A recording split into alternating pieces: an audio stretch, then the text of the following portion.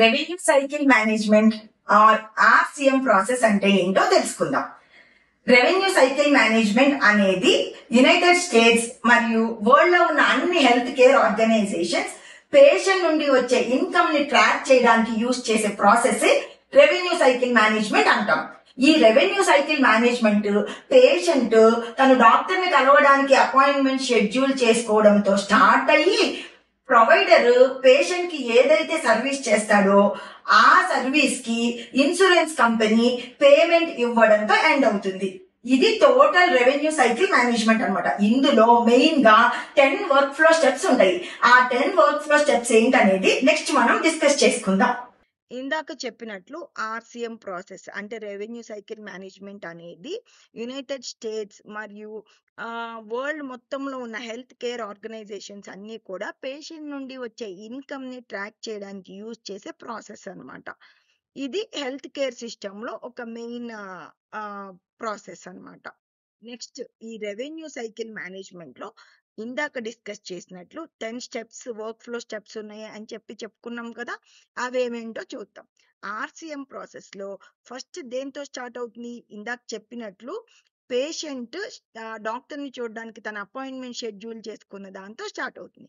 So first step వచ్చేసి patient schedule. Next step వచ్చేసి insurance eligibility and verification. And third step వచ్చేసి patient demographic entry. Fourth step వచ్చేసి medical transcription. Fifth step medical coding. Sixth step charge posting. Seventh step claim submission. And eighth step payment posting. Ninth step AR follow up, denial management, appeals. 10th step patient statements and reporting. Next patient statements అయిపోయిన తర్వాత reporting అన్నమాట. ఈ రెండు ఒక step కిందకే maximum వస్తాయి. Next ఈ steps లో వర్క్ ఫ్లో ఎలా జరుగుతుంది, ఏమేమిటి అనేది ఒక్కొక్క దాని గురించి బ్రీఫ్ గా డిస్కస్ చేసుకుందాం. ఫస్ట్ వచ్చేసి పేషెంట్ షెడ్యూల్. పేషెంట్ హాస్పిటల్ కి డైరెక్ట్ గా వెళ్ళి కానీ లేదంటే త్రూ టెలిఫోన్ కానీ కాంటాక్ట్ చేసి నేను పలానా రోజు నాకు అపాయింట్మెంట్ కావాలి షెడ్యూల్ చేయండి అని అడుగుతాడు. సో దట్ తనకున్న ఇన్సూరెన్స్ ఇవన్నీ ఇచ్చి తన నేమ్ ఏజ్ ఇవన్నీ చెప్పి డీటెయిల్స్ అన్ని చెప్పి మొత్తానికి పేషెంట్ అపాయింట్మెంట్ షెడ్యూల్ చేసుకుంటాడు. తన ఏ రిలేటెడ్ డాక్టర్ ని చూడాలనుకుంటున్నాడు, తనకి ఏం ప్రాబ్లం ఉంది, వీటిని బేస్ చేసుకుని పేషెంట్ తనకి ఏ రోజైతే ఖాళీగా ఉంటుందో ఆ రోజుకి పేషెంట్ ఎయిదర్ ఫోన్ కాల్ ని బేస్ చేసుకుని కానీ లేదంటే పేషెంట్ డైరెక్ట్ గా వచ్చి కానీ అపాయింట్మెంట్ షెడ్యూల్ చేసుకుంటాడు. నెక్స్ట్ వచ్చేసి ఇన్సూరెన్స్ ఎలిజిబిలిటీ. ఇన్సూరెన్స్ ఎలిజిబిలిటీలో వెరిఫికేషన్ జరుగుతుంది అనమాట. ఎలా అంటే పేషెంట్ ఇన్సూరెన్స్ యాక్టివ్ గా ఉందా, ఇన్యాక్టివ్ గా ఉందా, లేదంటే ఈ ఏ సర్వీసెస్ ని పేషెంట్ ఇన్సూరెన్స్ కవర్ చేస్తుంది, ఏంటి అనేది మొత్తం కూడా ఈ ఇన్సూరెన్స్ ఎలిజిబిలిటీలోనే చెక్ అవుతుంది అనమాట, వెరిఫై అవుతుంది. Sorry, patient insurance eligibility verify చేస్తారనమాట. నెక్స్ట్ వచ్చేసి ఇక్కడ పేషెంట్ ఇన్సూరెన్స్ ఎలిజిబిలిటీ వెరిఫై చేసిన తర్వాత next process patient demographics entry అన్నమాట.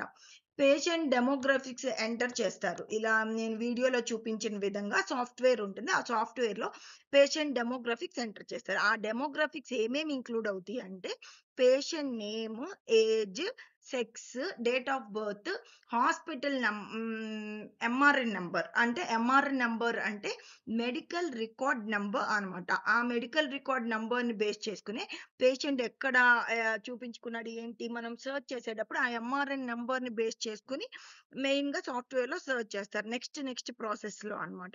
So patient medical record number ఇవన్నీ ఎంటర్ చేసి డెమోగ్రఫిక్స్ ఎంట్రీ సాఫ్ట్వేర్ లో చేస్తారు.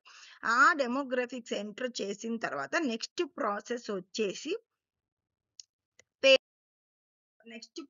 వచ్చేసి మెడికల్ ట్రాన్స్క్రిప్షన్.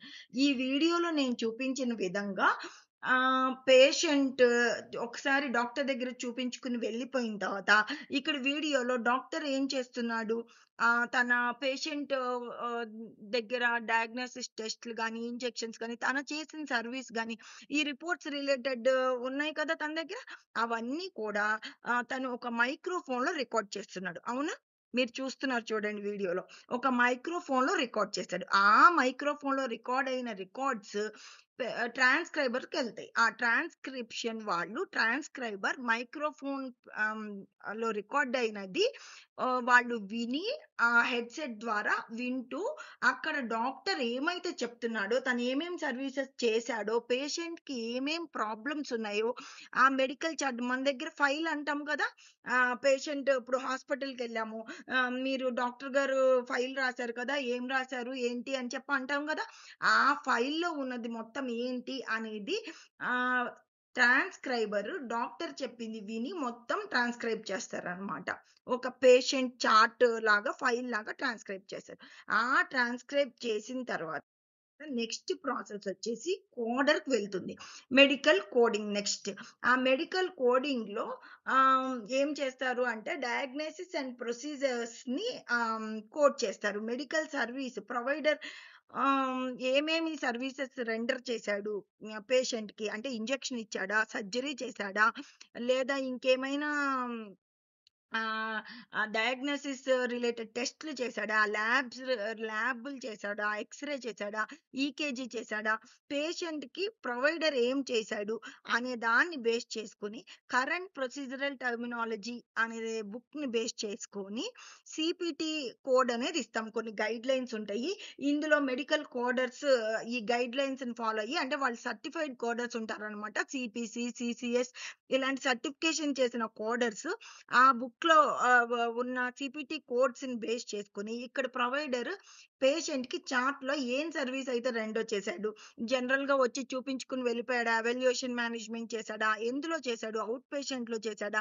ఎమర్జెన్సీ డిపార్ట్‌మెంట్‌లో చేశాడా? ఇన్ పేషెంట్‌లో అడ్మిట్ చేసుకున్నాడా? అక్కడ ఎన్ని రోజులు ఉంచుకొని ఏమేం సర్వీసెస్ చేశాడు? ఐసీయూలో ఉన్నాడా పేషెంటు? ఆక్సిజన్ మీద ఉన్నాడా? వెంటిలేటర్ మీద ఉన్నాడా? నంబర్ ఆఫ్ థింగ్స్ ఉంటాయి. సర్జరీస్ చేశారా? ఏం నంబర్ ఆఫ్ థింగ్స్ ఉంటాయి. వ్యాక్సినేషన్ ఇచ్చాడా? ఇవన్నిటిని బేస్ చేసుకొని సీపీటీ కోడ్స్‌లో ఉన్న కరెంట్ ప్రొసీజరల్ టర్మినాలజీ సీపీటీ కోడ్‌ని క్యాప్చర్ చేస్తారనమాట సాఫ్ట్‌వేర్‌లో. అలాగే పేషెంట్‌కి ఏమేం జబ్బులున్నాయి? హైపర్‌టెన్షన్ ఉందా? డయాబెటిస్ ఉందా? అప్పుడు ఫర్ ఎగ్జాంపుల్ హైపర్‌టెన్షన్ అయితే I10, డయాబెటిస్ అయితే E11 సిరీస్. ఈ కోడ్స్‌లో ఉన్న కరెంట్ ప్రొసీజరల్ టర్మినాలజీ సీపీటీ కోడ్‌ని క్యాప్చర్ చేస్తారనమాట సాఫ్ట్‌వేర్‌లో. అలాగే పేషెంట్‌కి ఏమేం జబ్బులున్నాయి? హైపర్‌టెన్షన్ ఉందా?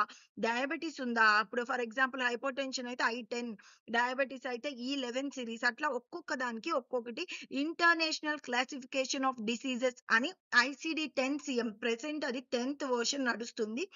ICD-10 బుక్ అయితే ఉంది. ఆ ICD-10 బుక్‌లో ఆ! క పేషెంట్‌కి ఏమేమైతే జబ్బులున్నాయో వాటిని చెక్ చేసి ఇదిగో ఇక్కడ వీడియోలో చూపిస్తున్న విధంగా దానికి ఆల్ఫాబెట్ ఇండెక్స్‌ని బేస్ చేసుకొని పేషెంట్‌కి ఏ రిలేటెడ్ డిసీజ్ ఉంది, ఆ డిసీజ్ కోడ్ ఎంత, ఏంటి అనేది ఆ కోడ్స్‌ని బేస్ చేసుకొని కోడ్ చేస్తారనమాట మెడికల్ కోడర్.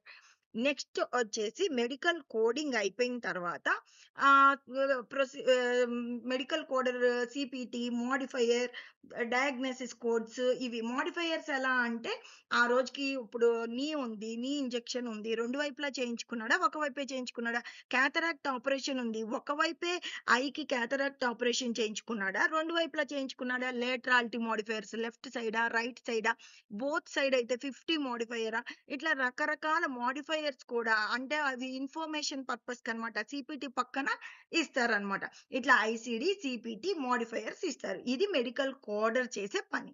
నెక్స్ట్ వచ్చేసి మెడికల్ కోడర్ కోడింగ్ చేసేసిన తర్వాత నెక్స్ట్ ఇది చార్జ్ పోస్టింగ్‌కి వెళ్తుంది. చార్జ్ పోస్టింగ్‌లో వీడియోలో చూపించిన వీడియోలో చూపించిన విధంగా చార్జ్ పోస్టర్స్ చార్జ్‌ని పోస్ట్ చేస్తారు. ఇప్పుడు for example CPT 99213కి $500 amount bill చేయాలి.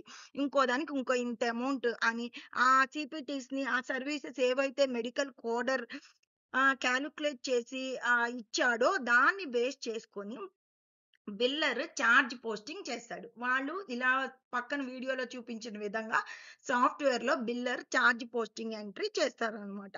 ఆ చార్జ్ పోస్టింగ్ ఎంట్రీ చేసేసిన తర్వాత నెక్స్ట్ స్టెప్ వచ్చేసి పోస్టింగ్ నుండి క్లయింట్ సబ్మిషన్ కి వెళ్తుంది. వాళ్ళు ఇచ్చిన డీటెయిల్స్ అన్ని ఏ సర్వీసెస్ కి ఎన్నెన్ని డాలర్స్ ఏంటి, ఇన్సూరెన్స్ ఏంటి, ఎన్పిఐ నంబర్లు ఏంటి, ఇవన్నీ ఇస్తారనమాట ఆ చార్జ్ పోస్టింగ్ లో. సో ఆ చార్జ్ పోస్టింగ్ లో ఉన్న డీటెయిల్స్ అన్ని కూడా ప్రింట్ అవ్వగానే క్లెయిమ్ ఫామ్ గా జనరేట్ అవుతుంది. క్లెయిమ్ ఫామ్స్ మెయిన్ గా 2 టైప్స్ ఆఫ్ క్లెయిమ్ ఫామ్స్ ఉన్నాయి అనమాట.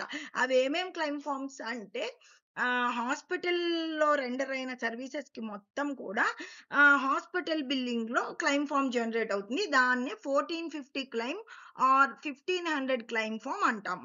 Sorry 1450 claim or UB04 claim form అంటాం. ఫిజిషియన్ కి ఏదైతే మనం బిల్లింగ్ పంపిస్తున్నామో దాని 1500 క్లెయిమ్ లో వెళ్తుంది. ఆ క్లెయిమ్ అనమాట. 1500 ఇక్కడ ఏంటంటే నర్సెస్, ఫార్మసీ స్టాఫ్, ఇంకా కొంతమంది హాస్పిటల్లో ఎక్విప్మెంట్, ఇప్పుడు ఈకేజీ తీసే మెషిన్, ఇంకోటో ఏవో ఉంటాయి కదా, లేదా అల్ట్రాసౌండ్ మిషనరీస్, వీటన్నిటికీ లేదా హాస్పిటల్ బెడ్ కి వీటన్నిటికీ పేమెంట్ రావాలి అంటే UB04 క్లెయిమ్ లో బిల్ చేస్తారు. అదే ప్రొవైడర్ చేసిన సర్వీస్ కి మాత్రమే పేమెంట్ కావాలి అనుకున్నప్పుడు 1500 క్లెయిమ్ లో బిల్ చేస్తారు. అంటే మొత్తానికి క్లెయిమ్లు 2 రకాలు. అది 1450, 1500. హాస్పిటల్ అయితే 1450, ప్రొవైడర్ కి బిల్ చేస్తుంటే 1500 క్లెయిమ్ అనమాట. ఇవన్నీ కూడా చార్జ్ పోస్టింగ్ వాళ్ళు ఇచ్చిన దాన్ని బట్టి క్లెయిమ్స్ అయితే సబ్మిట్ చేస్తాం. ఈ claim is nothing but carry forward agencies లో ఇన్వాయిస్ ఉంటుంది కదా, మనం ఏమైనా గూడ్స్ ఉన్నప్పుడు ఏంటి ఇన్వాయిస్ ఎలా ఉంటుంది, అలాగే ఇది ఇన్వాయిస్ జనరేట్ అయినట్లు అనమాట క్లెయిమ్. ఈ క్లెయిమ్ ని బేస్ చేసుకునే ఇన్సూరెన్స్ కంపెనీకి ఏమేం సర్వీసులు ఏంటి ఇవన్నీ వెళ్తాయి అనమాట details. So next claim submit అయిపోయిన తర్వాత ఏం జరుగుతుంది చూద్దాం. క్లెయిమ్ సబ్మిట్ అయిపోయిన తర్వాత పేమెంట్ పోస్టింగ్ జరుగుతుంది. వీడియోలో చూపించినట్లు నేను వాళ్ళకు కూడా పేమెంట్ పోస్టింగ్ వాళ్ళకి ఒక పర్టికులర్ సాఫ్ట్వేర్ ఉంటుంది. ఈ క్లెయిమ్స్ పోస్ట్ అయిపోయి ఇందాక క్లెయిమ్ సబ్మిట్ అయిన తర్వాత ఇన్సూరెన్స్ కంపెనీ ఏం చేస్తుంది, ఒక ఎలక్ట్రానిక్ రెమిటెన్స్ అడ్వైజ్ అని ఈ రెమిటెన్స్ అడ్వైజ్ లేదా ఈఓబి అనే దాన్ని జనరేట్ చేస్తుంది అనమాట.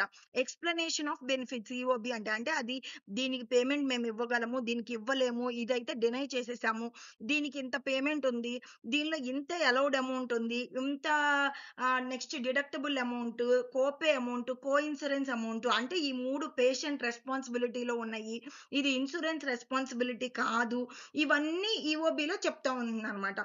పేషెంట్ రెస్పాన్సిబిలిటీలో డిడక్టబుల్ అంటే ఇన్సూరెన్స్ స్టార్ట్ అవ్వక ముందు ఫస్ట్ పేమెంట్ చేసుకుంటాడు పేషెంట్, అది డిడక్టబుల్ లోకి వెళ్ళిపోతుంది.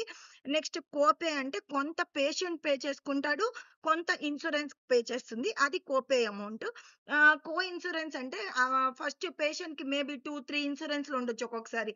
ఆ 2-3 ఇన్సూరెన్సెస్ ఉన్నప్పుడు ప్రైమరీ ఇన్సూరెన్స్ ఫస్ట్ పేమెంట్ ఇస్తుంది, ఆ తర్వాత మిగతా కొంత అమౌంట్ సెకండరీ ఇన్సూరెన్స్ పేమెంట్ ఇస్తుంది అనమాట.